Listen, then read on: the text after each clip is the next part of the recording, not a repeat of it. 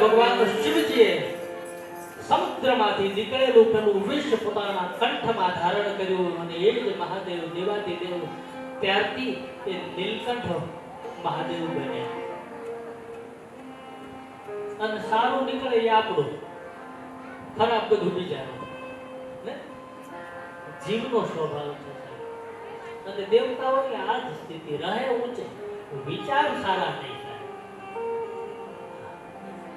બીજાનું સારું જોઈ ન શકે, બીજાની સંપત્તિ બીજાના સુખને જોઈ ન શકે એટલે તરત એના હૃદયમાં ઈર્ષ્યા ભાવ પ્રગટ થાય.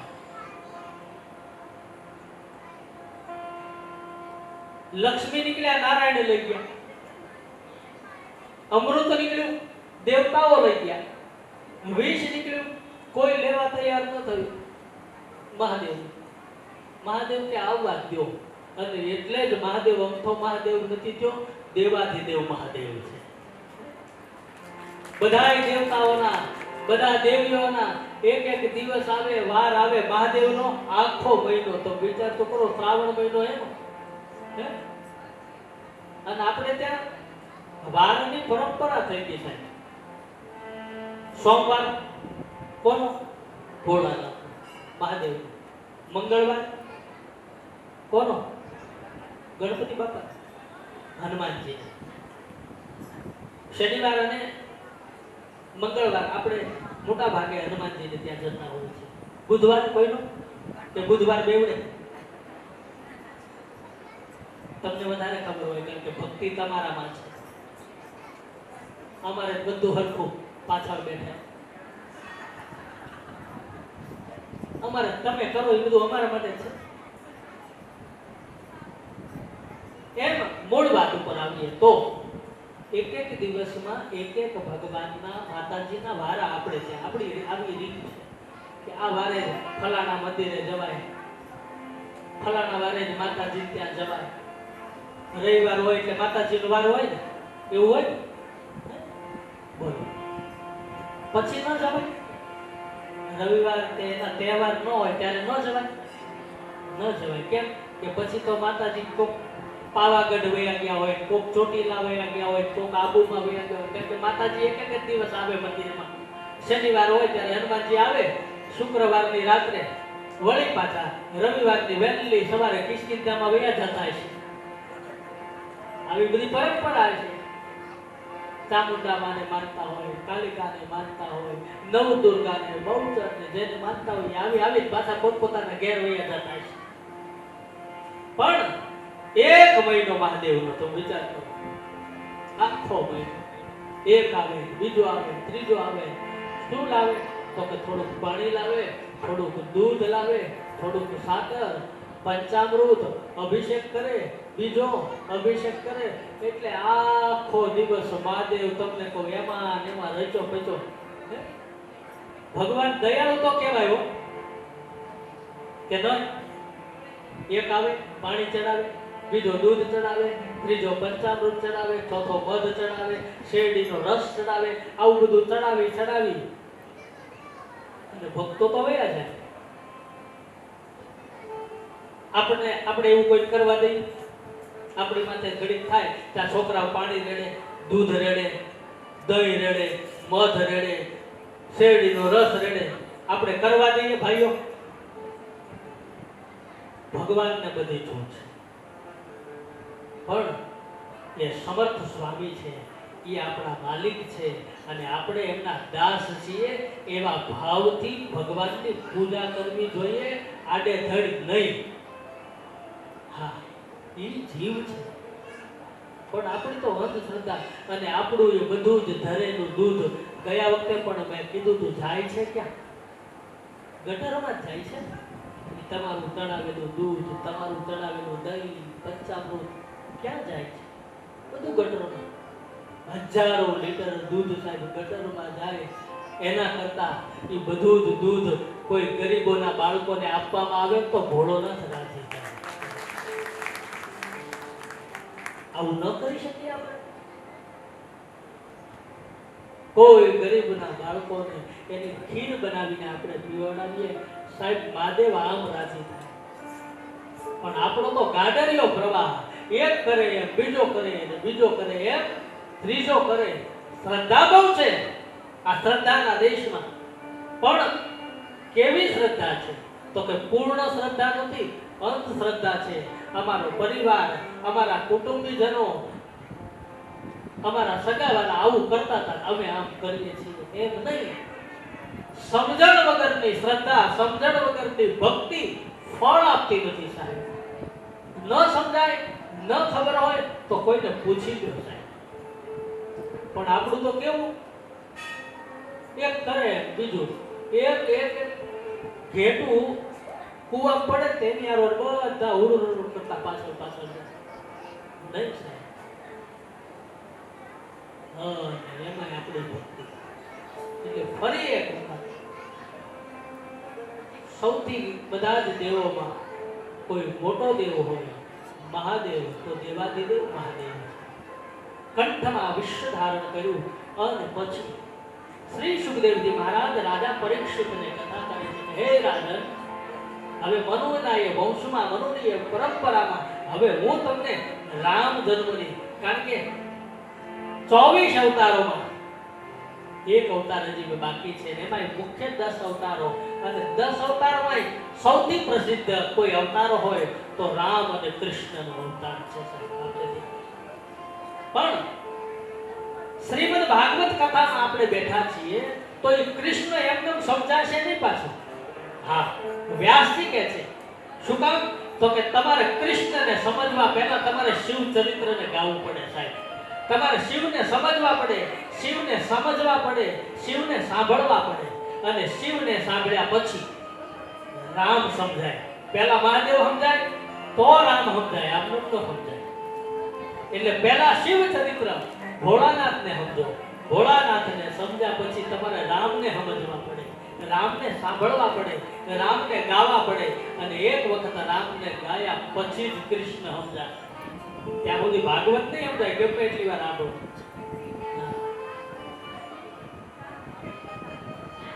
એટલે શ્રી સુખદેવજી મહારાજ પરીક્ષિતને કહે છે કે હે રાજન, સાવધાન, મન લગાડીને જપો સીતા સીતા સીતા સીતારામ ગાઈએ, સીતા સીતા સીતા સીતારામ ગાઈએ, રાધે રાધે ગાઈએ. પાઠમાં શું છે?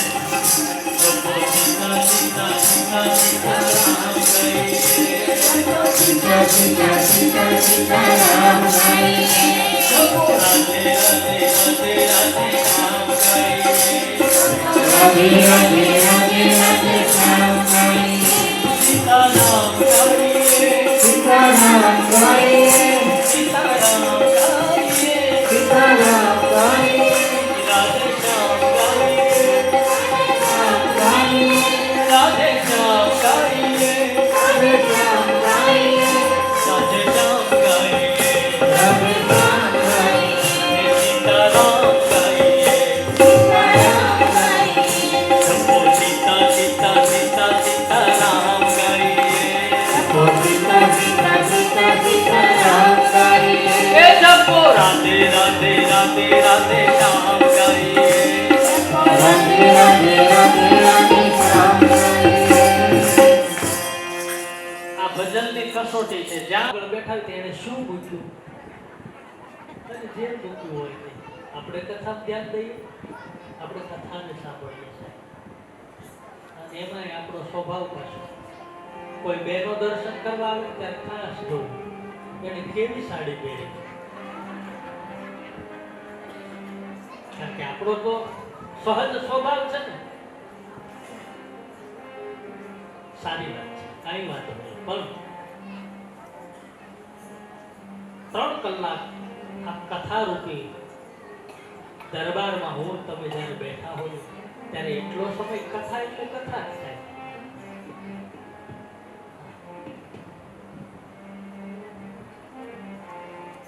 શ્રી સુખદેવજી મહારાજ રાજા પરીક્ષિતને કહે કે હે રાજન, હવે મનોવંશની ઈચ્છાકુ વંશની હવે હું તમને ઈચ્છાકુ વંશમાં લઈ જાઉં કે જે પરિવારમાં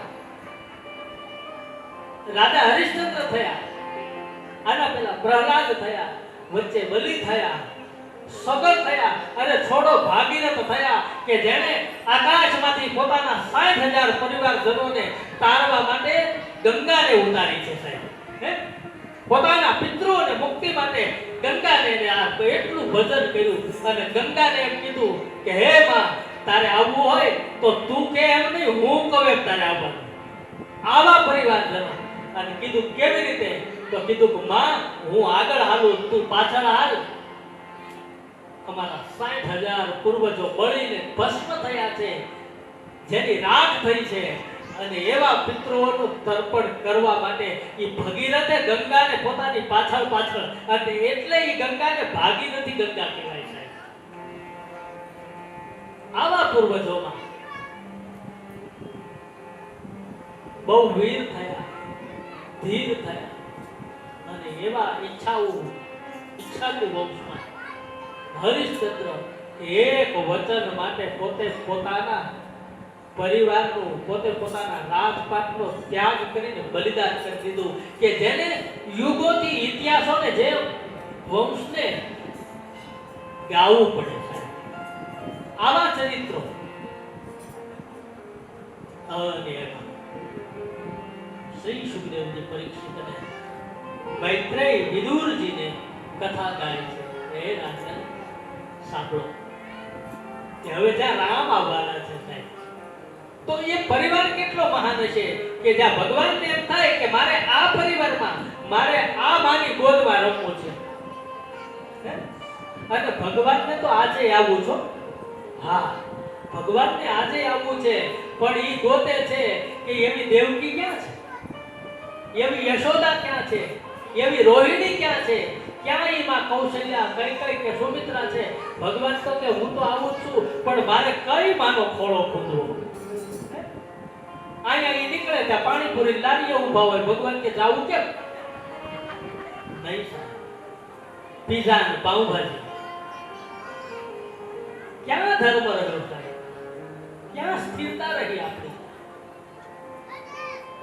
ભગવાન તો વિચરણ કરે જ છે સાહેબ, પૂરા વિશ્વમાં નભમંડળની અંદર. અને રાજા પરીક્ષિત મન લગાડી, કારણ કે આખરે તો પોતાની મુક્તિ માટે બેઠા છે. ત્યારે હે રાજન,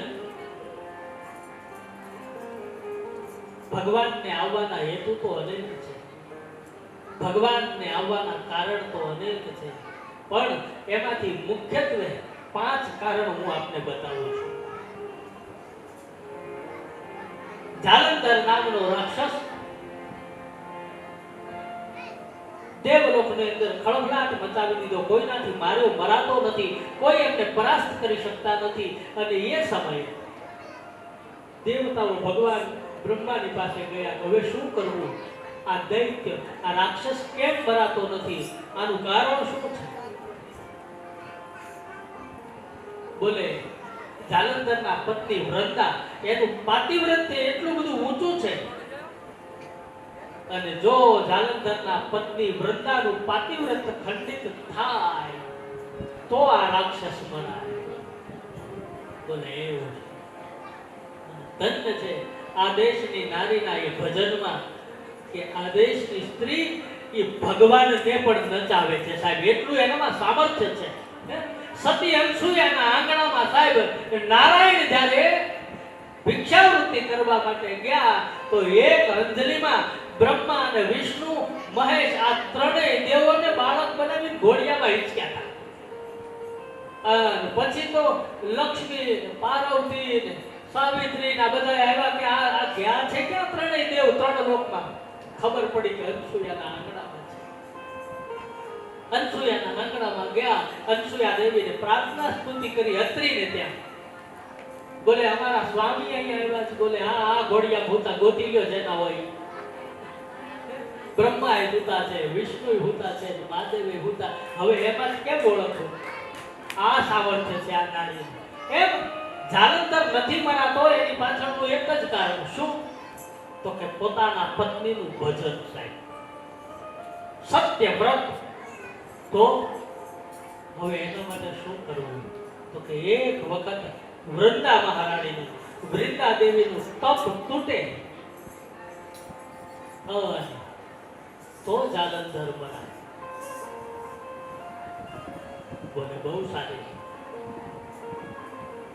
એક દિવસનો સમય દેવતાઓએ નારાયણને પ્રાર્થના કરી, હવે આ વૃંદાના પાતિવ્રતને તમે ખંડિત કરો, જેથી કરી અને આ દુષ્ટ પાપીનો વધ થાય. અને એ સમયે ભગવાન જાલંધરનું રૂપ લઈને આવ્યા.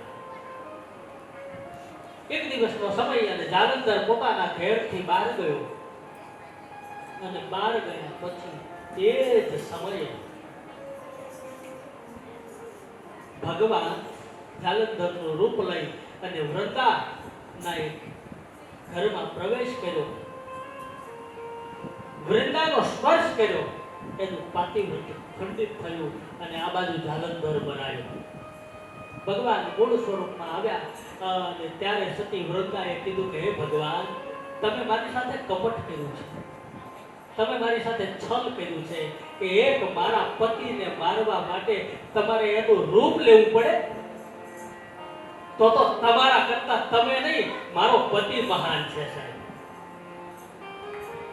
આમ ભગવાન, તમે મારી સાથે કપટ કર્યું, મારી સાથે છલ કર્યું. જાઓ, હું તમને શ્રાપ આપું છું કે તમે જે રીતે મારી સાથે છલ અને કપટ કર્યું છે ને, એક દિવસ મારો પતિ જાલંધર એ પણ તમારી સાથે છલ અને કપટ કરશે, તમારી નારીનું હરણ કરશે. ભગવાનને શ્રાપને મસ્તક ઉપર ચડાવ્યું. કારણ કે ભગવાનને આવવા માટે કઈ કારણ જોઈએ. ભલે દેવી, અને ભગવાન આવું કપટ કરે, આવું છલ. ભગવાને આશ્વાસન આપ્યું કે હે દેવી, હે વૃંદા, મેં આપનો અપરાધ કર્યો છે, જાઓ, મેં આપનો સ્પર્શ કર્યો છે, માટે વચન આપું છું કે બીજા જન્મની અંદર હું તમને વરીશ. અને એ જ તુલસી વૃંદા, ભગવાને આપણે તુલસી વિવાહ કરીએ છીએ ને, આ વૃંદા દેવી. અને ભગવાને વચન આપ્યું ત્રીજું કે શું? તો કે હે દેવી, આ દુનિયાવી જીવો, દુનિયાવી લોકો મને ગમે એટલું અર્પણ કરશે, પણ જ્યાં સુધી એમાં તુલસી દળ અર્પણ કરવામાં નહીં આવે ત્યાં સુધી હું કોઈ સામગ્રી સ્વીકારીશ નહીં. અને જોજો, આપણે ઠાકોરજીને ભોગ લગાવીએ, પ્રસાદ લગાવીએ, અર્પણ કરીએ, તો એમાં જ્યાં સુધી તુલસી દળ અર્પણ કરવામાં ન આવે ત્યાં સુધી ભગવાન સ્વીકારતા નથી. એટલે શાલિગ્રામ ભગવાનને, ભગવાન વિષ્ણુ નારાયણને, ઠાકોરજીને કાંઈ પણ અર્પણ કરીએ તો એમાં તુલસી દળ અર્પણ કરવું જોવે અને જોવે. હા, તો જ ભગવાન સ્વીકારે છે, નકર સ્વીકારતા નથી. આમ પહેલું કારણ ભગવાનને આવવાનું વૃંદા અને જાલંધર બનાવ્યું. બીજું કારણ જય અને વિજય, જે કથાને આપણે જોઈ. સનત કુમારો આવ્યા ભગવાનના દર્શન કરવા માટે, દર્શન ન કરવા દીધા, શ્રાપ આપ્યો. મુક્તિ માટે કીધું કે ભગવાનને ભાવેથી ભજશો તો 7 જન્મ, વેર ભાવેથી ભજશો 3 જન્મ. ઈ જ જય અને વિજય. એક જન્મની અંદર હિરણાક્ષ અને હિરણ્યકશ્યપ થયા, બીજા જન્મની અંદર રાવણ અને કુંભકર્ણ થયા, ત્રીજા જન્મની અંદર દંતપાલ અને શિશુવક્ર થયા. દેવી, આ બીજા જન્મનું કારણ. હવે ત્રીજા જન્મનું કારણ આપ સાવધાન થઈ જશો. શું? તો કે નારદ શાપ દિત્ય એક બારા. તમારા ગુરુ નારદ, એને એક દિવસ નારાયણને શ્રાપ આપ્યો અને આ ધરતી ઉપર ભગવાન નારાયણને આવવું પડ્યું. ત્યારે ભવાનીએ કીધું કે નારદ તો મારા ગુરુ છે, એ તો સમર્થ છે, ત્રિકાળ જ્ઞાની છે અને છતાંય નારદજીએ શ્રાપ દીધો. બોલે હા. બોલે જ્ઞાની છે? હા. દેવી, આ જન્મની અંદર કોઈ જ્ઞાની નથી, કોઈ મૂળ પણ નથી. ભગવાન જેને જેવો બનાવે છે ને એવો આ રંગમંચ ઉપર ઈ નાટક કરે છે સાહેબ. બોલે એ કથા મને વિસ્તારથી કહો. એ કથાને ધ્યાન લગાડીને મને કહો, મન લગાડીને કહો. અને હવે ત્રીજા કારણની કથા. નારદ અસ્થિર છે, એક જગ્યાએ સ્થિર ન રહી શકે, એક જગ્યાએ બેસી ન શકે. નકર બ્રહ્માના માનસ પુત્ર છે, વિદ્વાન છે, ભૂત ભવિષ્ય ને વર્તમાન ને જાણનારા છે, હાથમાં વીણાનું વાદન છે. જ્યારે જ્યારે જે સમયે જે સ્થળે ભગવાન નારાયણનું સ્મરણ કરે એ જ સમયે નારાયણને ત્યાં આવવું પડે સાહેબ. હા, આવા નારદજી ક્યાંય બેસે નહીં અને એક દિવસનો સમય અને ફરતા ફરતા ફરતા ફરતા હિમાલયની તળેટી ઉપર ગયા અને ખબર નહીં મન લાગી ગયું. મન તો લાગ્યું, બેઠા બેઠા અને ભજન કર્યું, સમાધિ લાગી ગઈ. સમાધિ લાગી. કોઈ દિવસ ક્યાંય બેસે નહીં અને બેઠા પછી એને સમાધિ લાગે એટલે ચિંતાનો વિષય છે. દેવલોકમાં હાહાકાર થઈ ગયો કે આ નારદ ક્યાંય બેસે નહીં, આજે બેસી ગયા, સમાધિ લાગી ગઈ તો શું થયું? એટલે ઇન્દ્રલોક, ઇન્દ્રનું આસન ખળભળાટ થવા લાગ્યું, ઇન્દ્રને ચિંતા થવા લાગી. ઇન્દ્રને એમ થયું કે નારદ, દેવર્ષિ નારદ સમાધિમાં બેઠા છે તો આટલું તપ કરીને ક્યાંક મારું ઇન્દ્રાસન તો નહીં પડાવી લેવું હોય. જોજો, સુખહાર રે ભાગ ચટ શ્વાન વિરખી મૃગરાજ ચીરે જની જાની જડ તિમિ સુરપતિ હિદલા.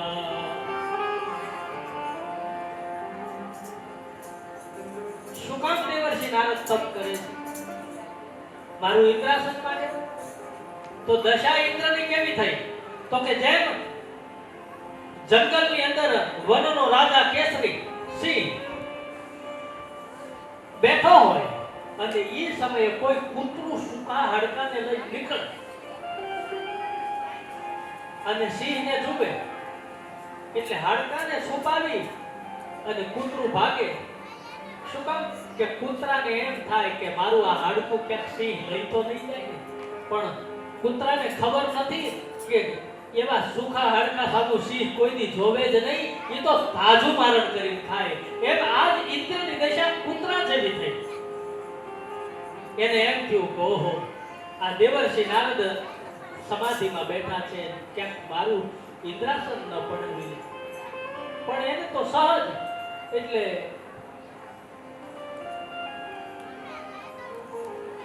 ઇન્દ્રએ કામદેવને બોલાવ્યો. ટૂંકમાં, આવ ભાઈ, મારી પાસે બેસ. કામદેવને નવાઈ લાગી કે આ માણસ ક્યારેય બોલાવે નહીં અને આજ બોલાવે છે તો કાંઈ વાંધો નહીં, પણ પાછું પોતાની બાજુમાં બેસાડે છે એટલે નક્કી આજ આપણી કઠણાઈ છે. હા, અને ખરેખર દુનિયાવી લોકોમાં આ જ તકલીફ છે. બહુ જ્યારે તમારાથી કોઈ અળગા થયા હોય અને તમને બોલાવે, વારંવાર ફોન કરે, સમજી લેજો તમારી કઠણાઈ છે. દુનિયાનો સ્વભાવ છે. ઇન્દ્રએ કામદેવને બોલાવી પોતાનું આસન આપી દીધું. કામદેવ સમજી ગયો કે આજે આપણી કઠણાઈ છે, આજે આપણી મુશ્કેલી છે. બોલ, શું કામ છે? બોલે બીજું તો કઈ નહીં, પણ તારે હિમાલયની તળેટી ઉપર જવાનું છે અને દેવર્ષિ નારદની સમાધિ તોડાવવાની છે. કામદેવ કીધું કે એ મારાથી ન થાય. કેમ? તો કે એક વખત હું ગયેલો કૈલાસના શિખર ઉપર ભગવાન ભોળાનાથની સમાધિને મેં તોડાવી, મહાદેવની આંખ ખોલી, ત્રીજું નેત્ર ખોલ્યું, મને બાળે ભસ્મ કરી દીધો. હવે હું ન જઈ શકું.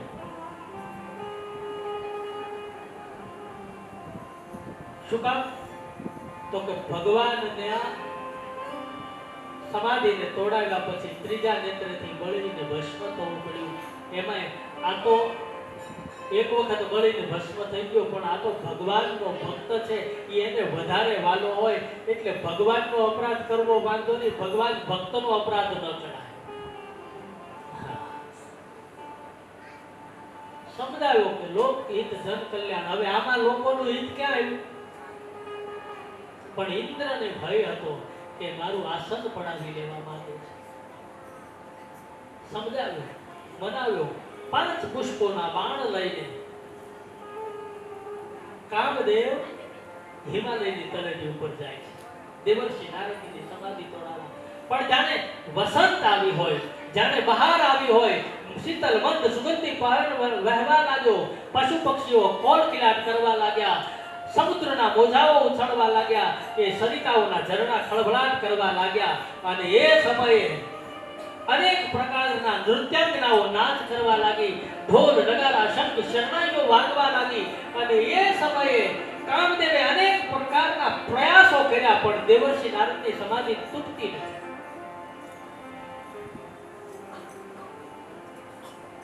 નારદ ધ્યાનમાં બેઠા, કામદેવ પરાસ્ત થયો, થાકી ગયો, અને એ સમયે કામદેવે નારદના ચરણ પકડી લીધા. રાહીમાં શરણાગત, રાહીમાં શરણાગત, માફી માંગવા લાગ્યો. પણ અહીંયા કામદેવને પગે લાગવું, માફી માંગવી, અને એ સમયે નારદને આંખ ખોલવી, બે ભેગું થયું. ત્યાં તો ચરણમાં કામદેવ હતો, માફી માંગતો હતો. કોણ છે ભાઈ? શું છે? શું કામ આવ્યો? કામદેવે કીધું કે હે દેવર્ષિ, ક્ષમા કરો, હું તો આપની સમાધિ તોડવા આવ્યો હતો, ન તોડાવી શક્યો, મને માફ કરો. એમ. અને એ સમયે નારદે કીધું કે જા ભાઈ, મેં તને માફ કરી દીધો, ક્ષમા આપી. કામદેવ મુઠ્ઠી વળી ભાગ્યો. પણ હવે મુશ્કેલી થઈ. નારદજીને હૃદયમાં અભિમાન આવ્યું. સંતો હંમેશા કરુણા કરે, દયા કરે, પ્રેમ કરે, પણ એના જીવનમાં અભિમાન ન હોય છે. ત્યારે અહીંયા દેવર્ષિ નારદ આટલી ઊંચાઈ, આટલી ભૂમિકા, કે ભગવાનને જ્યારે જ્યારે યાદ કરે ત્યારે આવવું પડે, પણ આજ અભિમાન આવ્યું એના હૃદયમાં. અને અભિમાન આવ્યું એટલે એને એમ થયું, ઓહો, આ કામદેવ એક દિવસ કૈલાસના શિખર ઉપર ગયેલો, ભગવાન ભોળાનાથની સમાધિ તોડાવી, ભગવાન ભોળાનાથની સમાધિ તૂટી, મારી સમાધિ ન તોડાવી શક્યો.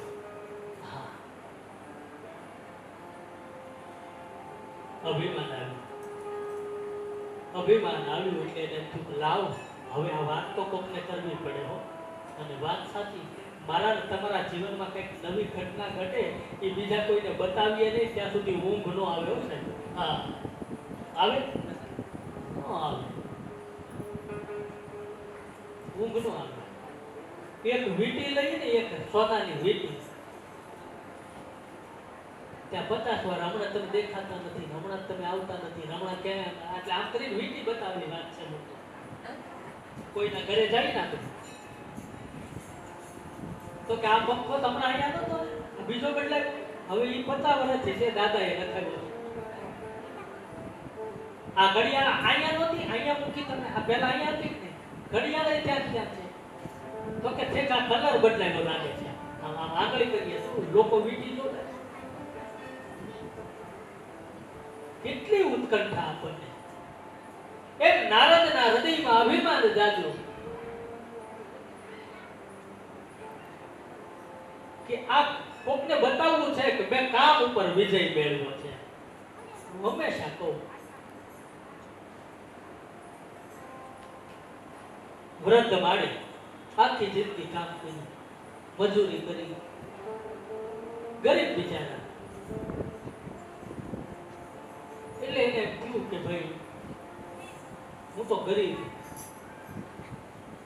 રોજનું લાવીને રોજ ખાવાનું, પણ એક દિવસ સોનાનું કડું પહેરવું છે. માતાજીને આવી ઈચ્છા થઈ એટલે મરણ મૂડી રોજ થોડું થોડું કમાઈને કંઈક ને કંઈક ભેગું કર્યું એને બધું.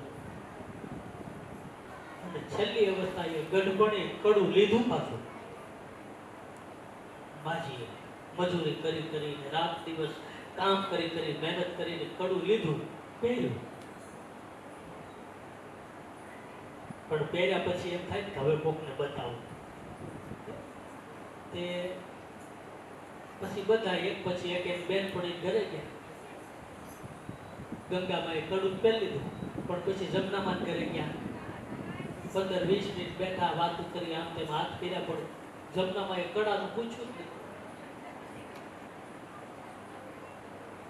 ત્યાંથી કાશીમાન ઘરે ગયા, ત્યાંથી પાસીમાન ઘરે ગયા, ઓતીમાન, મોતીમાન, રાણીમાન, ધોળીમાન, કાળીમાન, ધોળીમાન બધા ઘરે ગયા.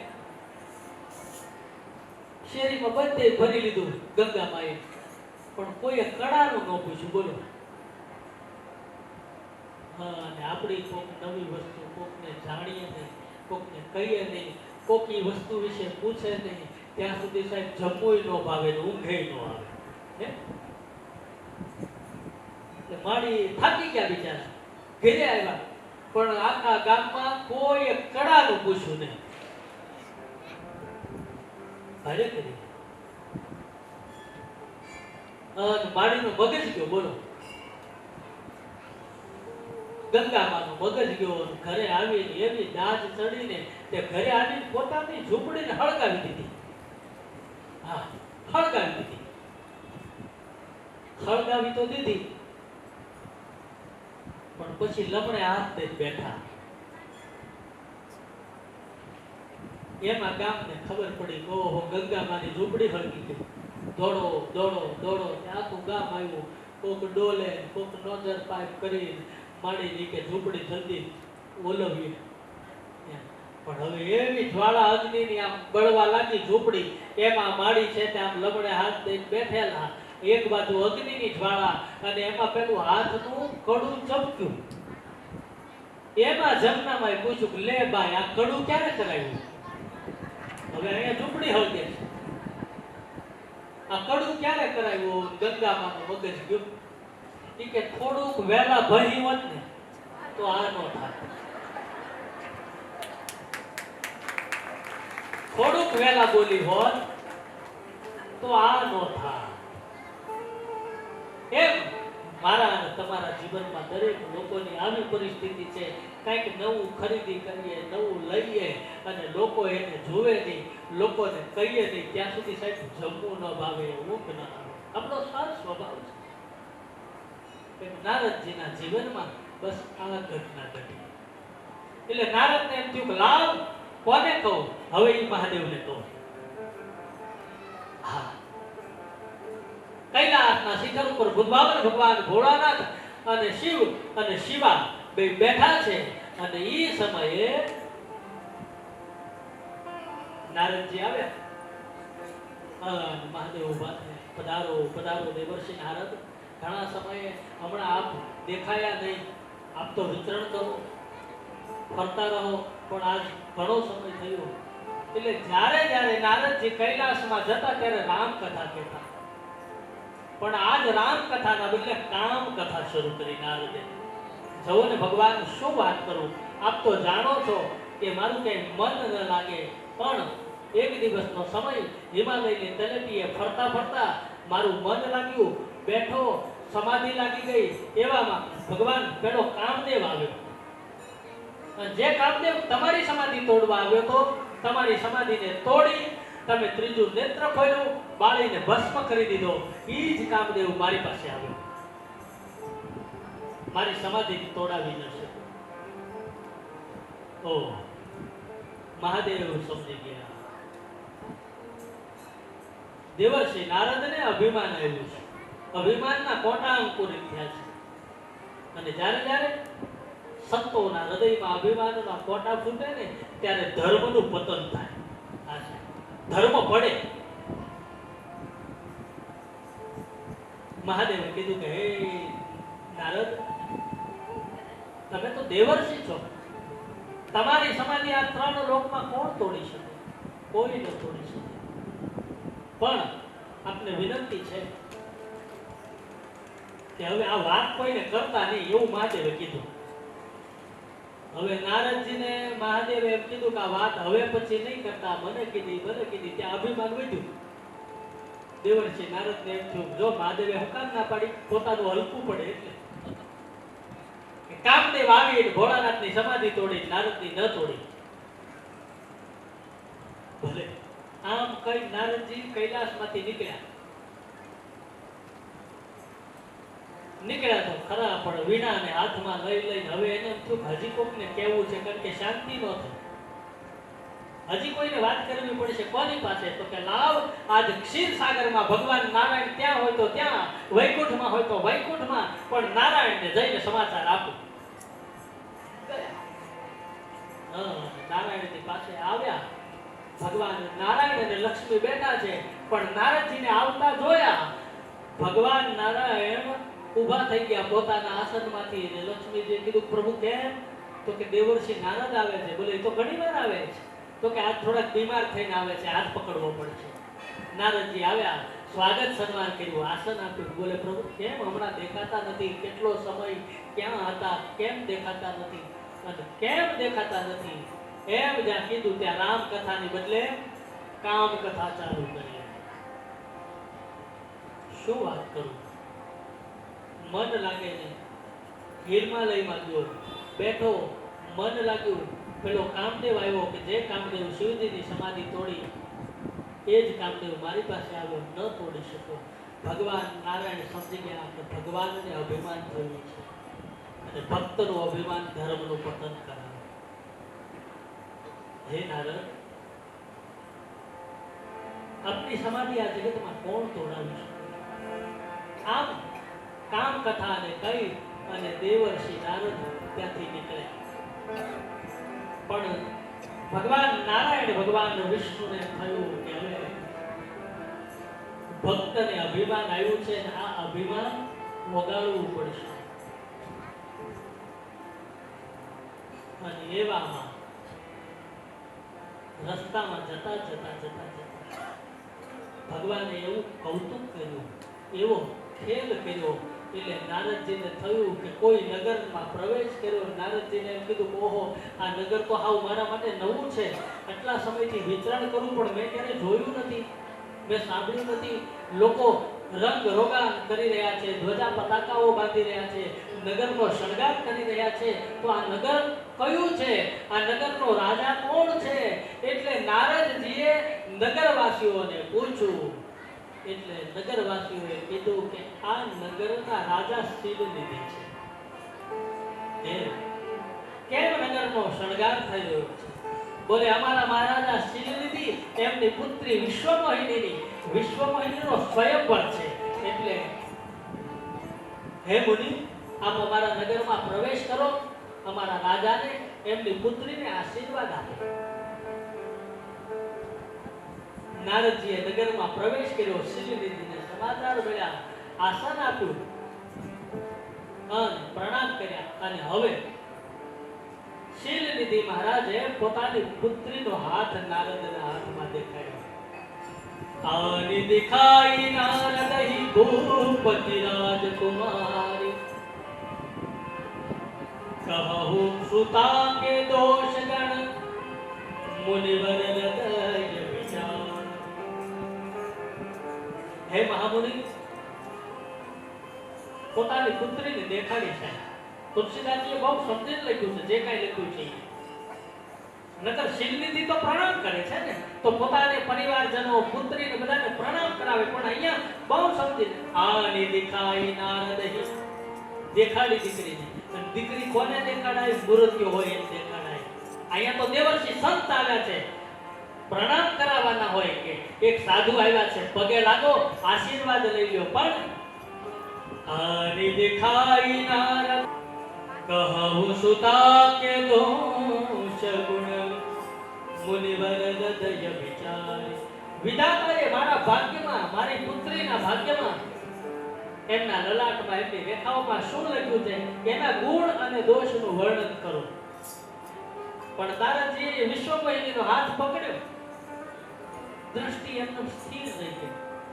ઓહ, એમાં લખ્યું હતું કાંઈક ને વચાર્યું કાંઈક. જો એ હિબરે અમર સોયું હોય. નારદજી હાથ જોયો ત્યારે કહેવામાં આવ્યું હતું, હે દેવર્ષિ, અમારા પુત્રીના ભાગ્યમાં એમના ગુણ નું આપ વર્ણન કરો, એમના દોષ નું આપ વર્ણન કરો. એટલે જે હતું એ ન વાંચ્યું. કચ્છ બનાવી ભૂત સદભાગ, જે હતું એ ન કીધું. નારદજીને એવું બતાવ્યું કે આ કન્યાને જે મરણ છે એ અમર થશે, જો એ હિબરે અમર સોઈ હોય. નકર લખ્યું નહોતું એવું. જે અમર હશે એ આને પરણશે. પણ નારદજીને ઓળું બચાવ્યું. એટલે જે બચાવ્યું એ પોતાના પિતાને ન કહ્યું અને બીજું ભાગ્યું. પણ નારદજીના હૃદયમાં એક તાલાવેલી એક ઈચ્છા કે હવે કદાચ આ વિશ્વમોહિની મને મળી જાય તો હું આ ત્રિભુવનમાં અમર થઈ જાઉં. પણ હવે સાધુ વેશમાં તો આ કન્યા મને આપે નહીં પોતાનો પિતા શિલનિધિ. તો કે હવે તો હમણાં તો સ્વયંવર છે, લાવ ભગવાન નારાયણનું સ્મરણ કરું. પણ હવે વૈકુંઠ જાવ તો વાર લાગે, ક્ષીરસાગરમાં જાવ તો વાર લાગે. વીણા હાથમાં હતી અને ભગવાનનું વરદાન હતું કે જ્યારે સ્મરણ કરે ત્યારે ભગવાન હાજર. નગરની બહાર ગયા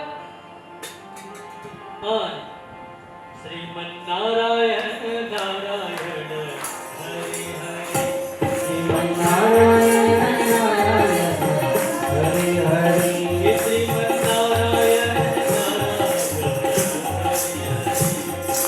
નારાયણ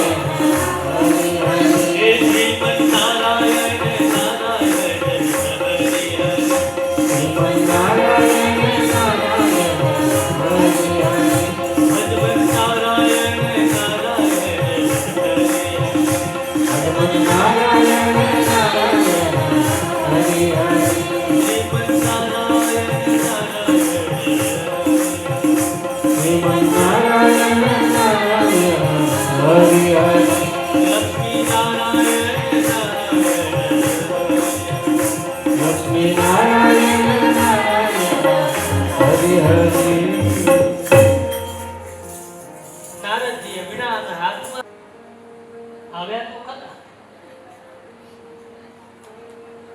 આ ચાલુ ધૂનમાં કીધું હતું તો આ તકલીફ ન પડે.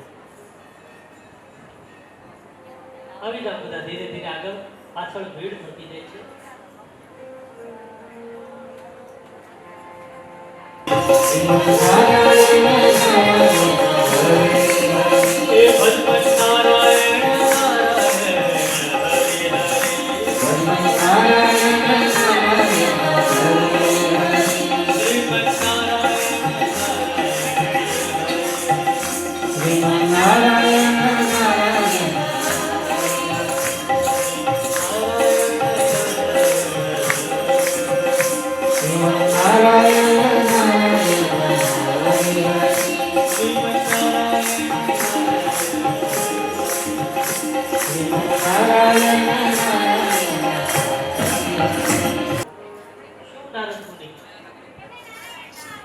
વાહ, તમે સાંભળો અરે મારે ભૂલાઈ જાય બહુ. આ તો તમે બોલાયો મારું હાલે ભૂલાય બહુ જાય મારે. અહીંયા પ્રીતિબેન ટકોરા આમાં એને યાદ બહુ પડે એ કીધા કરે એટલે મારું હાલા કરે. અહીંયા જ બેસજો. નારદજીએ ભગવાનનું આહ્વાન કર્યું, ગરુડ પર સવાર થઈ અને નારાયણ આવ્યા. બોલો દેવર્ષિ નારદ, કેમ યાદ કર્યા, કેમ બોલાવ્યા? બોલે ભગવાન મારું કલ્યાણ કરો. નારદજી કે ભગવાન કે તારું કલ્યાણ કરવા જ આવ્યો છે, માગો શું જોઈએ? ત્યારે આપન રૂપ દેવ પ્રભુ બોલી, હે ભગવાન તમારું મને હરિ સ્વરૂપ આપો. ભગવાન કે તથાસ્તુ, તરત આપી દીધું. પણ હવે નારદજીના માનસમાં એક જ વાત કે પેલા શિલનિધિના દરબારમાં વિશ્વમોહિની કન્યા અને દેશ દેશાવરથી રાજા મહારાજાઓ આવશે અને હું કદાચ મોડો પગ બીજા પરણી જાય તો એના કરતા હવે આ ભગવાન જલ્દી જાય તો હું જાઉં ને રાજ દરબારમાં. પણ હવે ભગવાનને બોલાવ્યા, હવે એમ તો કહેવાય નહીં કે હવે ભગવાન જલ્દી જાવ.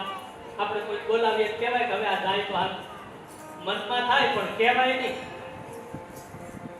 એમ ભગવાને નારદજીને કહ્યું કે અમે બીજું કઈ કામ, બોલે બસ ભગવાન આટલું જ તમારું હરીશ્વર બસ. તો હવે હું જાઉં? બોલે હા ભગવાન હવે તમે જાઓ. એટલે તરત ગરુડ પર સવાર થઈ અને ભગવાન વિષ્ણુ પાછા અંતર્ધ્યાન થયા. અને નારદજી પોતાની સામે જોવે તો એના હાથ, એના પગ, એના વસ્ત્રો, એના આભૂષણ એને એમ જ લાગે કે આ ત્રણેય લોકમાં હું પોતે જ વિષ્ણુ છું. અને હવે એક વખત પેલી વિશ્વમોહિની મારી સામે જોવે, મારા સિવાય કોઈને પરણે નહીં. પણ ભગવાને અહીંયા કૌતુક કર્યું, ભગવાને ખેલ કર્યો નારદજીની સાથે. ત્રણ સ્વરૂપ આપ્યા નારદજીને. નારદજીને વિષ્ણુનું સ્વરૂપ જોતું હતું. શું કામ? તો કે પેલી વિશ્વમોહિની પરણે એટલે સાધુ વેશે તો પરણે નહીં, અને વિષ્ણુ જેવું આ જગતમાં બીજું કોઈ રૂપવાન નહીં.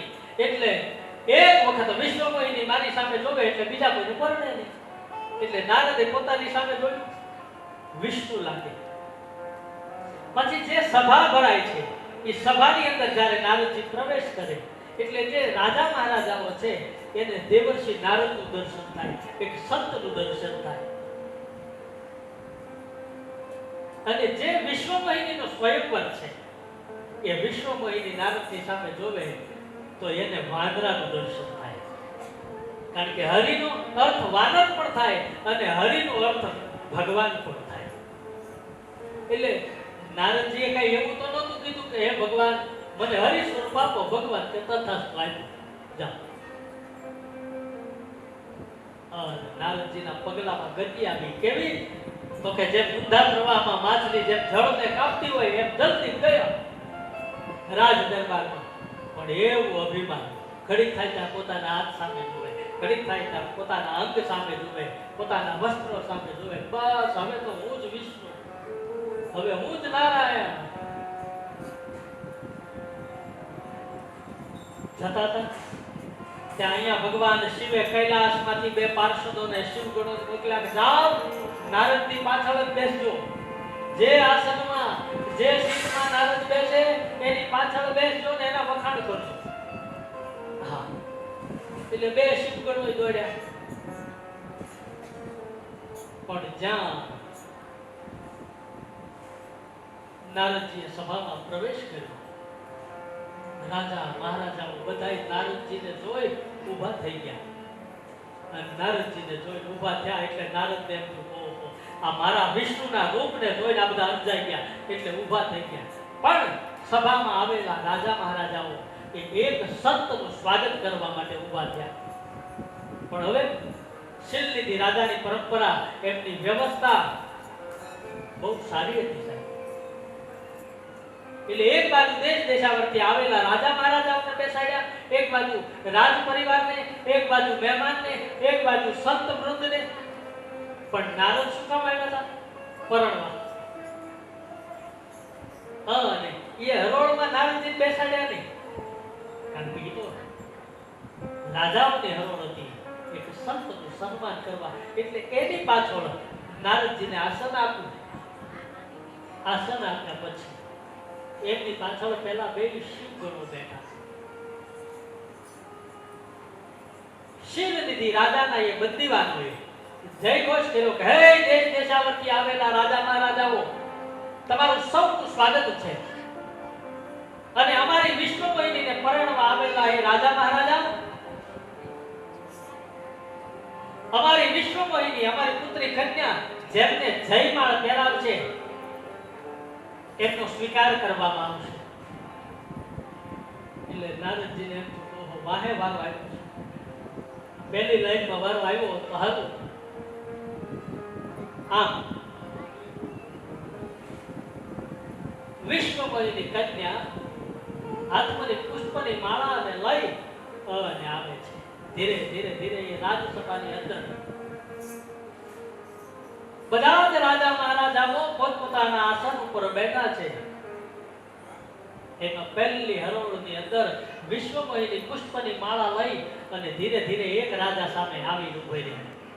બીજા રાજા, ત્રીજા રાજા, ચોથા રાજા, આમ હરોળ થઈ. પણ એવામાં નારદજીને એમ થાય કે મને જોયા પહેલા જો આ બધા રાજા મહારાજાઓને એકાદાને જો હાર પહેરાવી દેશે વિશ્વમોહિની, તો વૈકુંઠમાંથી નારાયણ આવ્યા, રૂપ લીધું, આ ધક્કો થશે. ચિંતા થઈ. એટલે બાર બાર દુઃખ સહ્ય કુલાની નારદજી પોતાના આસનમાં વારંવાર અકુલાઈ જાય છે, વારંવાર ઊભા થઈ જાય છે. શું કામ? કે એક વખત ઊભા થયા પછી પેલી વિશ્વમોહિની મને જોઈ લે, પછી વાંધો નહીં. અને પછી જે આસન ઉપર નારદજી બેઠા છે એની પાછળ પેલા બે શિવ ગણો, એને એમ કીધું, ઓહો, રાજા મહારાજાઓ તો ઘણા આવ્યા છે, દેશ દેશાવરથી રાજા મહારાજા આવ્યા, પણ આપણી આગળ બેઠા એ તો હદ છે. ઓહ, એટલે નારદજીના કાન ક્યાં ગયા? પાછળ. કે આ વખાણ આપણા જ થાય, હવે તો હું જ વિષ્ણુ. થોડી વાર થાય એટલે વળી પાછા પેલા શિવ ગણો બોલે કે રાજા મહારાજા તો બહુ બધા આવ્યા છે, પણ આપણી આગળ બેઠા એ તો હદ છે. ત્યાં નારદના કાન વળી પાછળ ગયા. બસ હવે ખલાસ. એક વખત વિશ્વમોહિની જોઈ લે, મને જયમાળ પહેરાવે એટલે વારંવાર ઊભા થઈ જાય. એમાં પેલી વિશ્વમોહિની હાથમાં જયમાળને લઈને ફરતા ફરતા ફરતા ફરતા જ્યાં નારદજીની સામે આવ્યા અને નારદજીનું દર્શન કરતાની સાથે નેત્રો લાલ થયા અને કહેવા લાગ્યા, મરકટ બદન ભયંકર દેવી દેખત હૃદય મોદવાસે. મરકટ બદન ભયંકર દેવી દેખત હૃદય મોદવાસે. મને પરણવા માટે દેશ દેશાવરથી આવેલા રાજા મહારાજાઓ એ તો બરાબર છે, પણ વાનર જેવા જેના મુખ ઈસુ જ પરણવા આવતા છે. આમ જા કીધું, નારદજીના રોડા ઉભા થઈ ગયા. અને બન્યું એવું કે જેમનું નારદનું અપમાન થયું અને જે રાજા નારદજીની બાજુમાં બેઠા હતા ને એને વિશ્વમોહિની હાર પહેરાવી દીધો. હવે નારદજીની દશા કેવી, કાપો તોય લોહી ન નીકળે. અને લગભગ મારા તમારા જીવનમાં આવું જ બને કે નહીં? લોટરી લીધી હોય ને એક નંબર હાથો રહી ગયો તો જીવ ગોળી ખાક થઈ જાય. ઓહો, કા એક નંબર પાછળ ને કા એક નંબર આગળ આવ્યો હોય. એમ અત્યારે નારદજીનું અપમાન, નારદજીની બાજુમાં બેઠેલા જે રાજા એને જયમાં પહેરાવી દીધી, હાર પહેરાવી દીધો, જય ઘોષ થયો. પણ નારદજીના પગમાંથી ધરતી ખસી ગઈ. અને એમાં પાછળ બેઠેલા પેલા બે શિવના ગણો, શિવના દૂતો એને નારદજીને કીધું કે હે મહામુનિ, અહીંયા તો કઈ હરીસાનો પ્રબંધ ન થાય, પણ ક્યાંય જળાશયનો જો પ્રબંધ થાય તો આપના મુખાકૃતિના દર્શન કરજો, આપનું મુખ જોઈ લેજો. આમ કરી અને મુઠ્ઠીઓ વળી ભાગ્યા. નારદજીએ બે શિવગણોને શ્રાપ આપ્યો કે જાઓ, તમે રાક્ષસ થઈ જાઓ. અને રસ્તામાં જઈ નારદજીએ કોઈ જળાશયની અંદર પોતાના મુખારવિંદનું દર્શન કર્યું, વાનરનું રૂપ જોયું અને નારદના નેત્રો લાલ થયા. ઓહો, મેં ભગવાન પાસે પોતાનું હરિ સ્વરૂપ, પોતાનું મૂળ સ્વરૂપ માગ્યું અને ભગવાને મને વાંદરાનું સ્વરૂપ બનાવી અને જગતમાં મને હાસીને પાત્ર બનાવ્યો. એટલે આજ નારાયણ વિષ્ણુ વૈકુંઠમાં હોય તો ત્યાં, ક્ષીરસાગરમાં હોય તો ત્યાં, પણ આજ નારાયણને છોડું નહીં. આવું કર્યું. નેત્રો લાલ થયા. કદાચ ભગવાન વિષ્ણુને એમ છે કે આ જગતમાં મારાથી મોટું કોઈ નથી, આ જગતમાં મારાથી ઉપર કોઈ નથી, તો પર સ્વતંત્ર શિર પર કોઈ. આજ વિષ્ણુને છોડું નહીં, આજ વિષ્ણુને બતાવી દઉં, આજ વિષ્ણુને કહી દઉં. અને આજ મને ખબર પડી કે નારાયણ કેટલા સ્વાર્થી છે. એટલા શાળાઓ ક્રોધ નારદજીના હૃદયમાં દાબાડો સળગવા લાગ્યો. હજી નક્કી કરે કે વૈકુંઠમાં જાઓ, એક ક્ષીરસાગરમાં. ત્યાં તો વિષ્ણુ ભગવાન રથ લઈને હામાં મળ્યા. સામા તો મળ્યા, પણ કેવી રીતે મળ્યા? તો કે એક બાજુ લક્ષ્મીજી બેઠા છે અને એક બાજુ પેલી વિશ્વમોહિની કન્યા બાજુ બેઠી.